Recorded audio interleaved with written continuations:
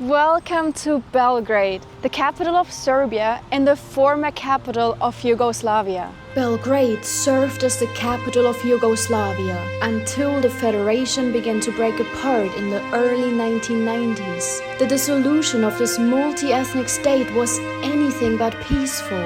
After the 3-year siege of Sarajevo, the large-scale violence in neighboring Bosnia, and atrocities committed mainly by Serbian forces, tensions shifted to neighboring Kosovo in 1998, where the conflict escalated rapidly.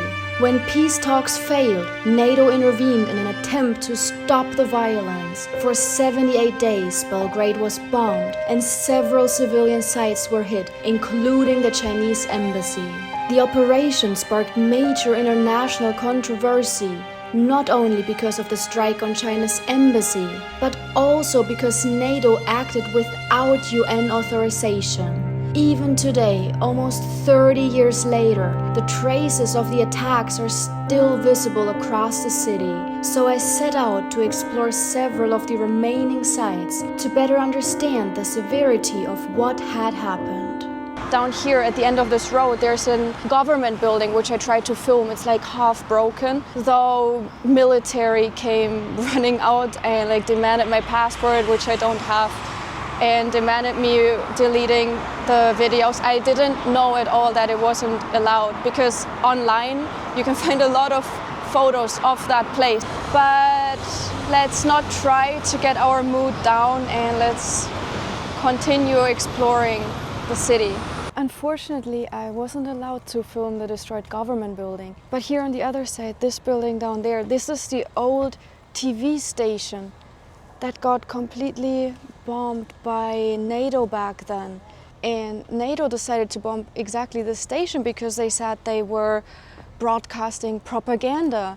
Though Amnesty International actually said what happened here behind me was definitely a war crime, because it was basically just civilians working there. And nowadays here on the other side we have a memorial for these war crimes that happened back then, committed by NATO, all the people that lost their lives, and a photo of what it looked like back then, after it happened.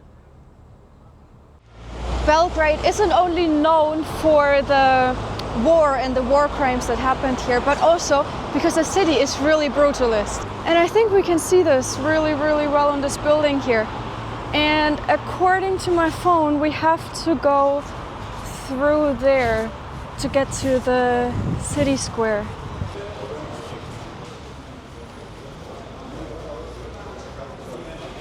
Yeah guys, the vibes of this city are so interesting.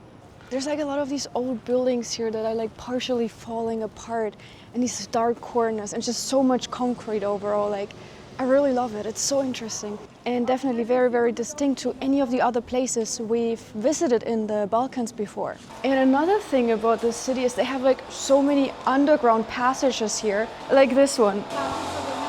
And the thing is, these underground tunnels are almost like a little maze, because there's just so many ways you can go. So guys, we've made it. We're here in the pedestrian area now. We found the right exit in the underground tunnels. Wow, this is actually really pretty here now. Wow. Lots of art exhibitions here.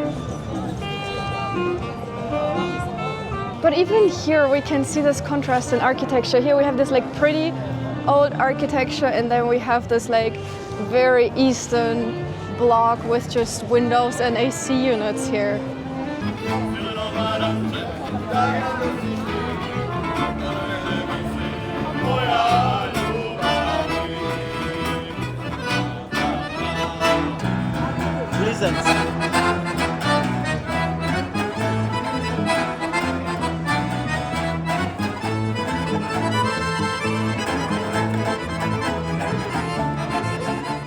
Welcome to the second day here in Belgrade, or Beograd, and today we're gonna explore another part of the city, because the city is known for its brutalist architecture.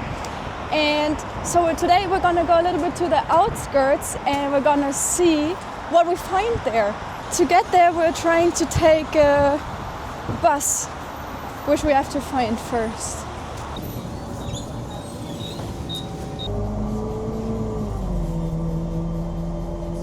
We're out of the city center now. Yesterday we explored the center, and today we're gonna explore this residential area here. The bus was actually free, so public transport here in Belgrade is actually free. You don't have to pay. And I think the reason is because it is not very efficient. Belgrade is actually the biggest capital city in Europe that doesn't have a metro. I think they have 1.7 million people and no metro, which is a bit unusual for Europe. But now we're gonna explore this neighborhood. This right here is a very iconic building in Belgrade. It's a Genex Tower, and it is very well known because of its brutalist architecture. Let's have a look around. This looks like it used to be a nice fountain long time ago. Nowadays there's like algae, everything's a bit broken. But I just like these kind of places that are a bit like falling apart, because it's just such a interesting and different vibe. Look at this old entry hall here. Oh my god, is this even open still? No, we cannot go in here anymore nowadays. Yeah, I don't even know if people are still living in here, because look at this, it's just all basically falling apart. Oh wow, I didn't expect that. Look at this, like all of this is just fixed up. The windows are open though, so I'm not sure if someone lives there. But if I'm completely honest with you, I wouldn't want to live right here behind this big advertisement, because you're gonna have no view at all. Wow, I know about this tower, I've seen it before, but when coming here, I didn't expect to find it in this state. Like, this is completely unexpected for me. This whole thing seems to be like abandoned. Wow, shit. This is the old entrance hall. Oh my god, wow. This is crazy. This is absolutely crazy. I did not expect that. You know, I love urbexing, so maybe we can find a way inside. I don't know if people are still living here though. Wow, this whole thing is just like left to rot. It seems like. This is crazy. Look at this. All of these like huge windows are just like broken. Someone threw like stones in there. There's actually a nice painting I want to show you. Look at this. Yeah, wow. Look at the ceiling up here. This is beautiful. This looks still really nice. There was a pizzeria, a pizza restaurant right here. This is all abandoned now. I just did my quick research. This tower here, this one over here, this used to be a commercial tower, which is abandoned nowadays. The other one on this side here, this is still occupied, so here we still have people living. So this is definitely really cool, this building. The very interesting thing is it was only opened in 1980, so like 45 years ago. And now this huge tower, 35 stories, is completely abandoned. So I don't think it was like the most successful project long term, but it's such a cool site to explore today. Belgrade's iconic Genex Tower was designed as a monumental gateway, welcoming visitors arriving from the city's airport. On the 36th floor, at the very top of the building, there was even a rotating restaurant, though it never actually opened its doors to the public. Once the tallest building in the Balkans, the now decaying Twin Towers mostly attract urban explorers and street photographers from all over the world.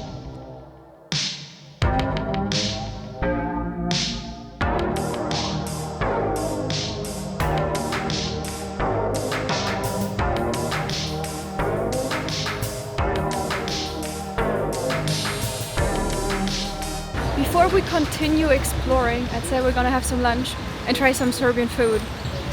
I think there is a restaurant located in here.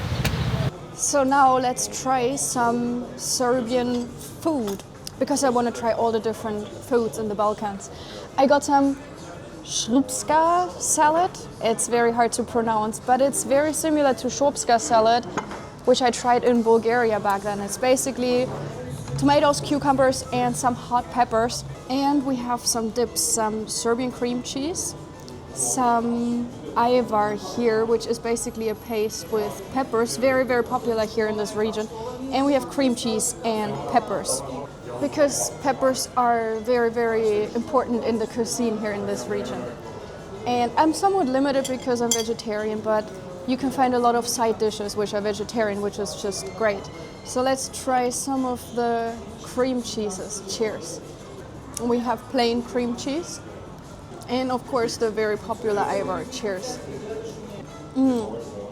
So this is really, really good. I love the amount of bell peppers they use here in this country. Especially the cream cheese mixed with the peppers here reminds me a lot of some cheeses that we actually have in Germany too. It's basically like cream cheese, and you put like some paprika powder in there. It's really, really good. In general, I think all of the Balkans here have like somewhat very, very similar cuisine.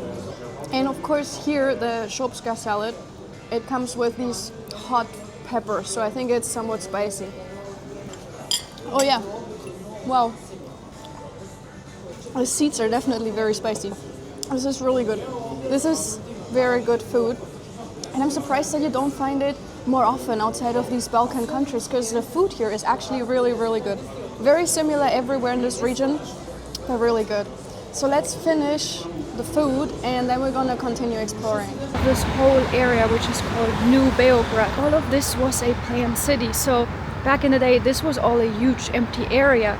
And then they started building this city, a completely planned out city, so that people just have everything that they need for daily life. This whole area here is somewhat built in the form of blocks. So here we're in block 1, and we have all these like very communist looking apartment buildings around with green spaces in the middle. There are also kindergartens and restaurants and shops all here within these blocks. Everything is like walkable. There are buses running in between. So it might not look very pretty to most people, but I personally really appreciate the planning behind it, because it is really built for the people. And that's one thing I like so much about communism, it's just made for the people. And now we're gonna explore some of these blocks, because they all have this very, very brutalist vibe. And here I'm in the front of the city hall of New Beograd. It is also a very iconic building, because we have this very brutalist architecture with this like orange tinted glasses.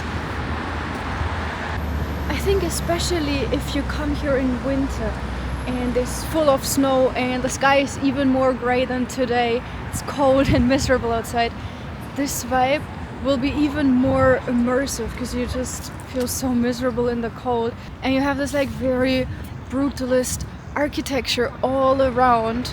Now just imagine there are no leaves on the trees, it's just dead and gray. That's, I think, when you get the real vibe here of Beograd. I think it's too cold for me in winter, that's why I prefer autumn, and it's still really cool here. I'd say we're gonna check out one of these blocks here. So one of these, apartment buildings that are so common here in Belgrade. So you can see how functional all of this is, with all of the shops down here. And then up here you have all of the apartments.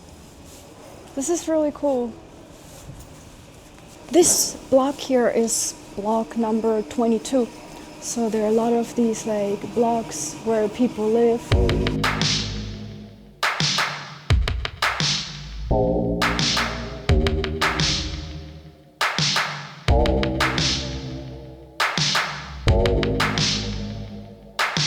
This city is definitely a heaven if you're looking for street photography, for urban photography, because there's just so many interesting corners, so many brutalist buildings. You just walk around here and you find something interesting, especially here in these blocks.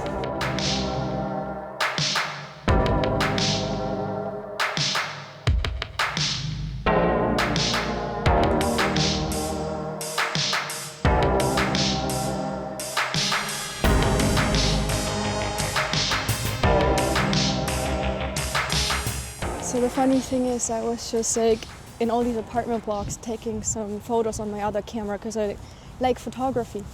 This lady comes running to me, grabs me by the arm and demands to see the photos I've taken on my camera because she thought I've taken a photo of her car, like some Mercedes, which I didn't. I honestly don't care about her car. But she was kind of rude, which surprised me. I literally never had anything like this ever in my whole 3.5 years of traveling. So I don't know if this was an exception, but so far I think people are a bit colder than like they were in Albania and Kosovo. It's probably because they don't have an access to the sea. I'm not sure. I feel like this always impacts a culture a little bit, but that was a very, very strange situation. I definitely did not appreciate that. Honestly, guys, I personally think these living blocks are really, really nice and livable. I mean, have a look around.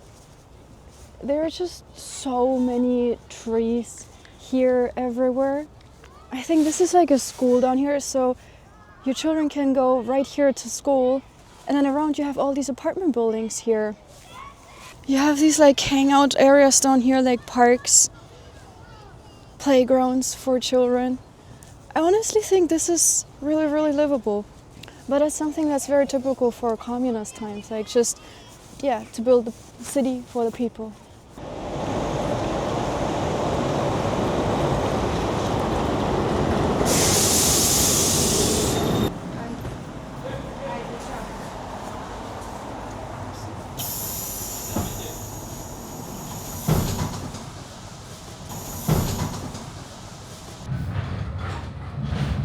While Belgrade doesn't have a metro, it does have a tram system. And many of the streetcars were actually donated by Switzerland, like the one I'm sitting in right now.